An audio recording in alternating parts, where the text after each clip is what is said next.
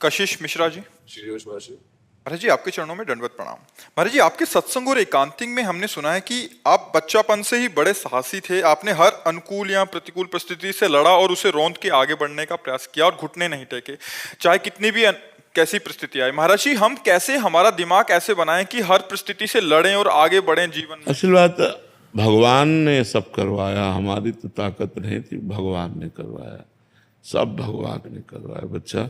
हम मतलब सच्ची कह रहे हैं, हम कोई भाव की बात नहीं कह रहे, हमसे भगवान ने करवाया।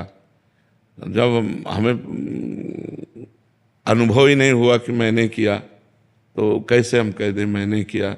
मेरे भगवान ने सब करवाया। मुझे कदम कदम पर वो आत्मबल देते गए, कदम कदम पर वो संभालते गए, वही सब संभालते, वही कुछ नहीं, केवल भगवान। भगवान वो जो चाहे वो करवा सकते हैं, जिससे चाहे उससे करवा सकते हैं, तो उन्होंने ये सब करवाया। हमारे बस की बात तो थी नहीं, हम भी मनुष्य हैं, हमारे बस की बात नहीं थी, भगवान ने सहाया। अब जैसे कई कई दिन भोजन नहीं मिला तो कभी घर की याद नहीं आई कि यार चलो घर एक बार तो जैसे भगवान रखे। कभी इतना भोजन मिल गया खूब डट के पा लिया, कभी ऐसे जीवन व्यतीत हुआ है। तो भगवान जैसे रखें वैसे बस रहने में। हमें तो कोई भी अनुकूल या प्रतिकूल परिस्थितियां, मन का कोई भी क्लेश होता है आपके समक्ष हम बता देते हैं, और आपने सारी व्यवस्थाएं खान पान की सबकी। महाराज जी आपके जीवन में तो बचपन से लेके कोई सानिध्य सुनने वाला ही नहीं था, किससे कहें? तो महाराज जी उस स्थिति में आप कैसे महाराज जी अपने आप को कैसे संभालते थे? भगवान, यही तो कह रहे उस समय भगवान अंदर से संभालते, तब भी महाराज जी दृढ़ आश्रय था। बिल्कुल भगवान संभालते थे। जब हमें कभी शारीरिक पीड़ा पहुंचती तो गंगा किनारे थे, तो स्मशान में जब कुत्ते लाश नोच रहे होते उस समय दिखाते थे कि देख ये होता है शरीर की दुर्दशा, तो तू जीवित है, अभी नाम जप कर ले, भगवान का चिंतन, मरने के बाद तेरे शरीर की यही दशा होगी।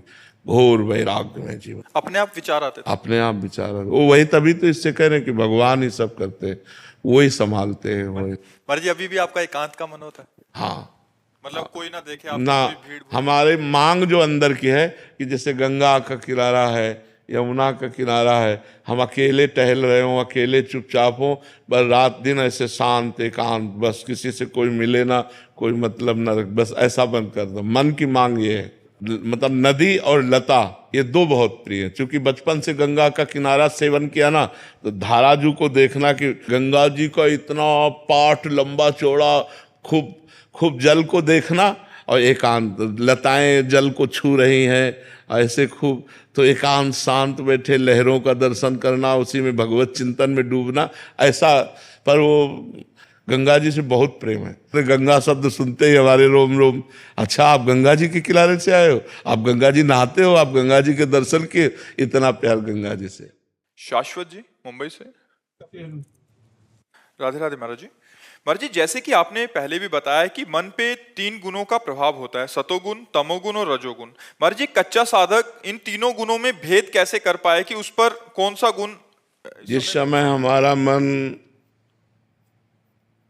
करुणा से युक्त हो, भगवत चिंतन की तरफ इच्छा हो, संसार से वैराग्य की भावना हो, पवित्र विचार उत्पन्न हो रहे हों, इंद्रियों को भोगों का आकर्षण न हो, तो समझना चाहिए सतोगुण चल रहा है। शास्त्र स्वाध्याय में रति, भगवान के नाम गुण लीला में रति, परोपकार में रति, ये सब सतोगुण के लक्षण हैं। और जब इंद्रियों के भोगों की प्रबल लालसा हो, षड विकारों का तांडव अंतःकरण में हो रहा हो, काम क्रोध लोभ मोह मद मत्सर, धन प्रिय लग रहा हो, मान प्रिय लग रहा हो, तब समझना चाहिए कि रजोगुण बढ़ रहा है हमारे अंदर। और जब निद्रा, आलस्य, प्रमाद, हिंसा, द्वेष ऐसी भावनाएं प्रकट हो रही, तब समझना चाहिए तमोगुण बढ़ रहा है। लेकिन इन तीनों गुणों का अतिक्रमण करके गुणातीत होने के लिए भगवान का नाम गरज रहा है। यदि हर गुण की परिस्थिति में नाम जप करोगे तो गुणों पर विजय प्राप्त कर लोगे। जैसे तमोगुण बढ़ रहा है तो फिर कीर्तन करना चाहिए, क्योंकि तमोगुण की स्थिति में चिंतन नहीं हो सकता। मानसिक जप नहीं हो सकता। जब रजोगुण बढ़ रहा हो तो सत्संग सुनना चाहिए। बड़े बड़े महापुरुषों के वचनों का जब हम श्रवण करते हैं तो रजोगुण का नाश होता है, और जब सतोगुण बढ़ रहा होता है तो अपने आप भागवतिक प्रवृत्ति आती है।